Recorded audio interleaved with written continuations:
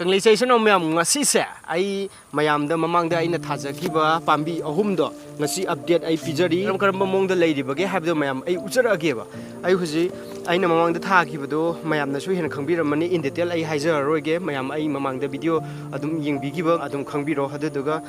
karam mongda thagige habdo mayam khangdragasu mayam aigi hanigi video do changaga yengbiro ado huji ai ujarage karam mongda leiri aduga ngasi aina laisina kari amuk tawgoduino after 10 days ta huji kari tawgodagi habdo mayam ai haijarage bako mayam amtang yengminase akhoi loumee silinau sing yaragadi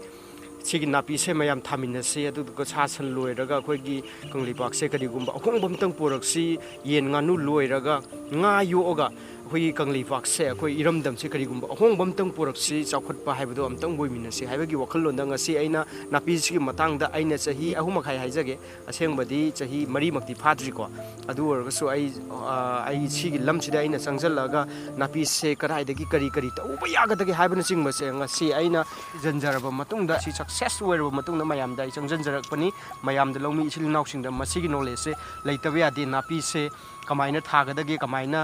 success oihengadagi haibana singmase mathang ai changjallaba matungda ngasi aina success oiraba matungda mayam aina step by step aina thengjarakpa si torogadi si phai haibana singba knowledge singdo mayamda ai share tawjabani aina yang haidana khangdana adagi expert nachade aina just aina thengnarakpa experience singdo makal aina trial tawraba matungda success oigiba jaga singdo loumee isilinaw singda awaba thengnadanabagi damakta ngasi aina kathokjaraga matam kaya mangna changjallaba matungda ngasi se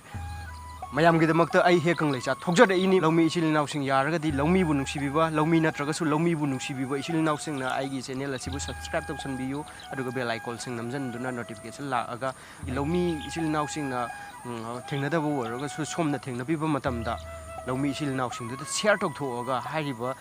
napi asi success oiragadi sasan loiba hameng loiba sagol loiba akoi eramdamdagi sagol mutharaiba mayam se masigumse kanminanabagi wakhalolam khaktata ai changjanjarakpani loumee singji khujamnaraga ngasi aina pamiba aigi pandam aigi thamoinungda matam kuinadagi leijarakpa loumee bu nungsijaba matam kuinadagi khanjarakpa loumee bu karamaina chawkhalangadagi haibagi wakhalna chingbase ai ithandana ngasi ai honajaraga mayamda share tawjarakpa se mayam nungsibiragadi mayam aigi channel se mipung khudimakta share tawbiyu mipung khudimakta knowledge asi yohanbiyu haidana he Kangleicha na miyam pumbada ikoknon haijari yariba makai aigi channel asi aigi video sing asi share tawbiyu aduga loumee isilinaw sing khangdana leiramba kaya do khangbada mateng pangbiyu haiba wai asi he Kangleicha gi wakhaloni mayam ado ai hujik ai ujarage mayam yengminase sidaisi anobani se thoklei singje ko adui duga sesina already akhoi maton thoga thajagi buduneba ko kamai leirage habdu mayam kayam wangage habdu mayam yengbiro ko to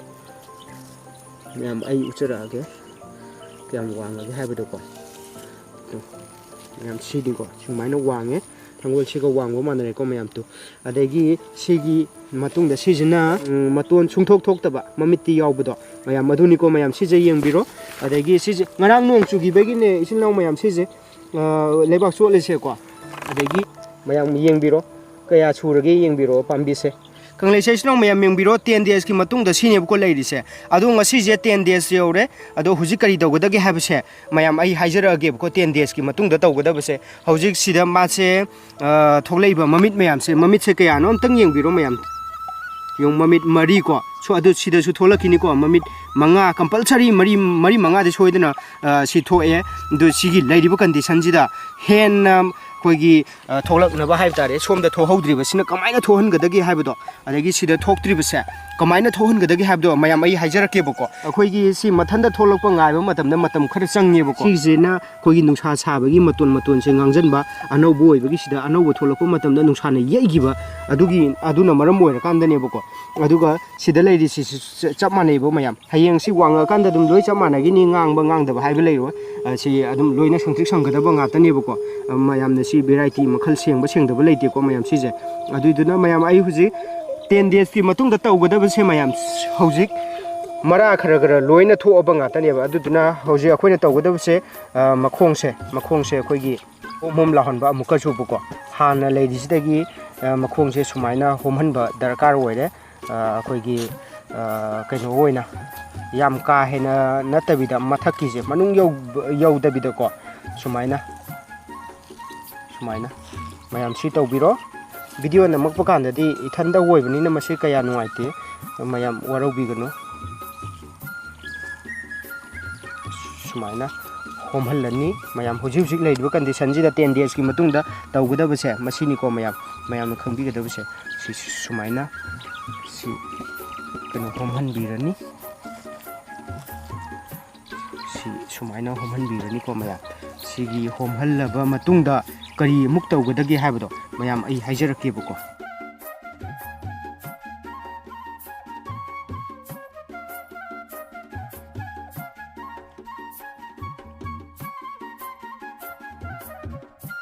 ꯍꯣꯜꯂꯦ ꯁꯤ 10 days ꯌꯧꯗ꯭ꯔꯤꯕꯣꯛꯇꯤ ꯃꯌꯥꯝ ꯁꯤ ꯁꯨꯃꯥꯏꯅ ꯊꯨꯒꯥꯏꯕ ꯌꯥꯗ꯭ꯔꯤꯀꯣ 10 days ꯌꯧꯗ꯭ꯔꯤꯕꯣꯛꯇꯤ 10 days ꯌꯧꯗ꯭ꯔꯤꯕꯣꯛ ꯁꯨꯃꯥꯏꯅ ꯌꯥꯗꯕꯒꯤ ꯃꯔꯝꯁꯤꯅ ꯃꯈꯣꯡꯁꯤꯗ ꯅꯨꯡꯁꯤꯠ ꯅꯨꯡꯁꯥ ꯆꯪꯉꯒꯗꯤ ꯃꯔꯥꯗꯣ ꯌꯥꯝꯅ ꯂꯨꯈꯤꯕ ꯅꯠꯇꯕꯅꯤ나 ꯑꯩꯈꯣꯏꯒꯤ ꯏꯁꯤꯡ ꯆꯥꯏꯕ ꯃꯇꯝꯗ ꯅꯞꯁꯟꯕꯗꯣ ꯑꯗꯨꯁꯤꯡꯗꯨꯅ ꯃꯔꯥꯗꯣ ꯑꯩꯈꯣꯏꯒꯤ ꯐꯥꯖꯤꯜꯂꯒ ꯊꯝꯗꯣꯏꯅꯦꯕ ꯅꯨꯡꯁꯤꯠ ꯅꯨꯡꯁꯥ ꯃꯔꯛꯇꯗꯤ ꯃꯔꯥꯗꯣ ꯀꯩꯅꯣ ꯇꯧꯈꯤꯅꯦꯕꯀꯣ ꯀꯪꯖꯟꯈꯤꯅꯦꯕꯀꯣ ꯁꯤꯒꯤ ꯂꯩꯔꯤꯕ ꯀꯟꯗꯤꯁꯟꯁꯦ ꯁꯨꯃꯥꯏꯅ ꯊꯝꯃꯅꯤ ꯃꯌꯥꯝ ꯁꯤ ꯌꯦꯡꯕꯤꯔꯣꯀꯣ ꯁꯨꯃꯥꯏꯅ ꯊꯝꯃꯦꯀꯣ ꯃꯌꯥꯝ ꯁꯤꯁꯨ ꯁꯨꯃꯥꯏꯅ ꯊꯝꯃꯦꯀꯣ ꯁꯣꯝꯕ ꯈꯛꯇꯅꯤ ꯃꯌꯥꯝ ꯁꯤꯁꯦ ꯁꯨꯃꯥꯏꯅ ꯁꯤ ꯁꯣꯝꯕ ꯈꯛꯇꯅꯤ ꯌꯥꯝꯅ ꯍꯦꯟꯖꯟꯅ ꯃꯉꯣꯟꯗ ꯀꯩꯅꯣ ꯇꯧꯁꯟꯕ ꯌꯥꯗꯦꯀꯣ ꯁꯤꯗꯒꯤ ꯀꯔꯤ ꯇꯧꯒꯗꯒꯦ ꯍꯥꯏꯕꯗ ꯑꯩꯈꯣꯏꯒꯤ ꯇꯧꯗꯕ ꯌꯥꯗꯕ ꯍꯥꯏꯇꯥꯔꯦꯀꯣ ꯃꯉꯣꯟꯗ ꯏꯁꯤꯡꯒꯤ ꯖꯦ ꯑꯩꯈꯣꯏꯅ ꯌꯥꯝ ꯇꯣꯏꯅ ꯆꯥꯏꯕ ꯉꯝꯕꯁꯨ ꯅꯠꯇꯕꯅꯤꯅꯀꯣ ꯑꯩꯈꯣꯏꯅ ꯁꯨꯃꯥꯏꯅ ꯆꯔꯨꯒꯤ ꯀꯩꯅꯣꯁꯦꯀꯣ ꯆꯔꯨ ꯑꯀꯛꯄ ꯃꯐꯣꯜꯒꯨꯝꯕ ꯍꯥꯏꯇꯥꯔꯦꯀꯣ ꯁꯨꯃꯥꯏꯅ ꯑꯩꯈꯣꯏꯒꯤ ꯏꯁꯤꯡ ꯏꯅꯤꯜꯁꯦꯀꯣ ꯏꯁꯤꯡ ꯆꯥꯏꯕ ꯃꯇꯝꯗ ꯏꯁꯤꯡꯁꯦ ꯑꯩꯈꯣꯏꯒꯤ ꯅꯨꯡꯁꯤꯠ ꯅꯨꯡꯁꯥꯅ ꯃꯥꯡꯈꯤꯕꯗꯣ ꯃꯥꯡꯗꯅꯕ ꯑꯩꯈꯣꯏꯒꯤ ꯁꯨꯃꯥꯏꯅ ꯈꯔ ꯊꯝꯕꯤꯕ ꯌꯥꯔꯦ ꯁꯤ ꯁꯨꯃꯥꯏꯅ ꯃꯌꯥꯝꯀꯣ ꯌꯥꯝ ꯊꯝꯗ꯭ꯔꯒꯁꯨ ꯈꯔ ꯑꯗꯨꯝ ꯗꯥꯏꯔꯦꯛ ꯑꯗꯒꯤ ꯁꯤꯁꯨ ꯁꯨꯃꯥꯏꯅ ꯊꯝꯕꯤꯕ ꯌꯥꯔꯦ ꯁꯤꯁꯨ ꯁꯨꯃꯥꯏꯅ ꯃꯌꯥꯝ ꯊꯝꯕꯤꯒꯗꯕ ꯑꯩ ꯏꯊꯟꯗ ꯑꯣꯏꯕꯅꯤꯅ ꯃꯌꯥꯝ ꯌꯥꯝ ꯅꯨꯡꯉꯥꯏꯇ꯭ꯔꯦ ꯀꯅꯥꯒꯨꯝꯕ ꯑꯃꯅꯒ ꯅꯝꯕꯤꯔꯗꯤꯀꯣ ꯑꯩꯁꯦ ꯍꯦꯟꯅ ꯅꯨꯡꯉꯥꯏꯒꯗꯧꯕꯅꯤ ꯑꯗꯨ ꯎꯄꯥꯏ ꯂꯩꯇꯦ ꯑꯩ ꯏꯊꯟꯗ ꯑꯣꯏꯕꯅꯤꯅ ꯃꯌꯥꯝ ꯁꯨꯃꯥꯏꯅ ꯊꯝꯕꯤꯔꯅꯤ ꯃꯈꯣꯡ ꯌꯥꯜꯂꯕ ꯃꯇꯨꯡꯗ ꯊꯝꯕꯤꯒꯗꯕꯅꯤꯀꯣ ꯁꯤꯁꯦ ꯌꯥꯟꯗ꯭ꯔꯤꯉꯩꯗ ꯍꯥꯟꯅ ꯀꯨꯞꯁꯟꯕ ꯌꯥꯗꯦꯀꯣ ꯃꯌꯥꯝ ꯁꯦ ꯅꯨꯃꯤꯠ 10ꯅꯤ ꯁꯨꯔꯛꯄ ꯃꯇꯝꯗ ꯇꯧꯒꯗꯕꯗꯨꯅꯤ ꯃꯌꯥꯝ ꯁꯤꯁꯦ ꯃꯁꯔꯨꯝ ꯊꯥꯈꯤꯕꯒꯤ ꯆꯔꯨ ꯑꯄꯠꯄ ꯋꯦꯁꯇꯨ ꯌꯥꯒꯗ꯭ꯔꯅ ꯀꯩꯁꯨ ꯀꯥꯏꯗꯦ ꯑꯗꯨ ꯑꯗꯨꯝ ꯁꯤꯖꯤꯟꯅꯕ ꯌꯥꯏ ꯏꯆꯤꯟ ꯃꯌꯥꯝ ꯉꯁꯤꯒꯤ ꯑꯣꯏꯅ 10 to 15 daysꯇ ꯇꯧꯒꯗꯕꯗꯣ ꯃꯇꯥꯡꯁꯤꯗ ꯂꯣꯏꯁꯤꯟꯖꯔꯦ ꯃꯌꯥꯝ ꯍꯥꯏꯔꯤꯕ ꯅꯥꯄꯤ ꯑꯁꯤꯒꯤ ꯀꯔꯝꯕ ꯁ꯭ꯇꯦꯖꯇ ꯀꯔꯤ ꯇꯧꯒꯗꯒꯦ ꯍꯥꯏꯕꯗꯣ ꯃꯌꯥꯝ ꯉꯥꯏꯃꯤꯟꯅꯔꯁꯤ ꯊꯦꯡꯛ ꯌꯨ ꯃꯌꯥꯝ